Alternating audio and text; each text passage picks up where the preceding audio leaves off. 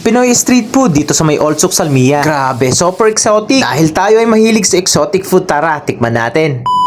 Ngayong araw nga, pupunta tayo sa may Old Suk Salmia. Sabi ko nga sa asawa ko, pengin to KD. Siyempre, una muna, magpapaalam muna tayo. Tapos, hihingi tayo ng pangkain. Isasama ko sana sila, kaso naman napakainit ng panahon. For sure naman, sa mga kababayan natin nandito sa bansang to, alam na alam nyo tong lugar na to. Baka nga, isa ka sa mga nakakain na dito. Nga pala, pag bumili kayo, tatlo, 1 KD. Kayo na lang bahala kung ano yung papaluto nyo. Alam nyo yung sa areang to, nakakabalik alaala sa Pilipinas. Ang gamit nilang lutuan dito, grill platen. Una palang ginagawa nila, dinidip fry nila. Siyempre, ang pinakauna, binoboil talaga nila. O sa mga kababayan natin dyan na mahilig sa exotic food, tawagin mo na yung tropa. Siguro pag nasa Pilipinas ako, syempre pampulutan na to. Nga pala, nag-order pala ako dito ng 2 barbecue at 1 laman. O mga kababayan, ganito pala nila niluluto ito. Alam nyo naman, pag nag-barbecue kayo at kailangan ng effort. Pag may effort ka, maraming bibili. At eto na nga, binigay na ni kuya yung order ko. Syempre, inuna kong kainin yung laman loob. Unang tikim at kagat, napakasarap. Napakalambot ng karne at napakaganda ng pagkagawa ng suka. Unang kagat mo pa lang, alam mo na kung paano nila ito niluto. Hulaan ko kung papaano. Kung di ako nagkakamali, binoil muna nila ito, minarinate ng overnight, inipry nila, at niluto sa platin grill. Kaya sa unang kagat at tikim mo, napakasarap. Ganyan talaga yung mga exotic lover. Kahit nga yung tirang suka, lalaklakin yan. Nga pala, 2 pala yung booth dito. Kayo na nga lang ang bahalang pumili pag pupunta kayo dito sa may areang to. Sobrang bait din pala ng mga tendera dito. So sa mga kababayan pala natin na gustong pumunta, wag kayong mag-complain. Kung may mga comment kayo, wag nyong abusuhin yung mga tendera natin. Irespeto natin sila. At una sa lahat, mga kababayan, pwede natin tulungan sila sa pag-share ng mga video para malaman ng mga Pilipino community na merong mga ganitong vendor dito sa areang to. Wow, ang sarap naman talaga ng paninda nila. Bili na!